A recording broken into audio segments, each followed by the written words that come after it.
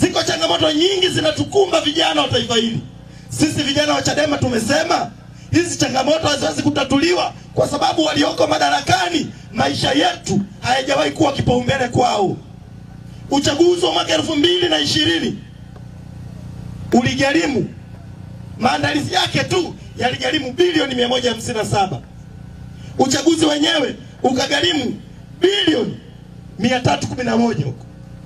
Uchaguzi wa mwaka jana wa serikali za mitaa umegharimu bilioni 254. Uchaguzi mkuu wa mwaka huu utagharimu bilioni 500. Nyie watu wa Kyerwa, ili jimbo lenu tu linagharimu bilioni 2 kwa ajili ya mambo ya uchaguzi.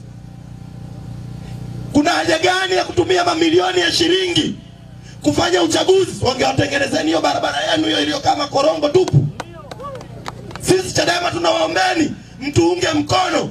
Kama CCM mnaona uchaguzi ni wa maana, mtangazeni Samia bila uchaguzi. Hizo fedha waambieni watu wa Kyerwa mnahitaji ziwaleteni maendeleo yenu, na sio uchaguzi ambao ni kiini macho, ni mchakato wa kiuni wa kuifanya CCM ionekanike kwenye jumuiya za kimataifa kwamba ni chama kilichoshinda uchaguzi wakati hamna uchaguzi walioushinda.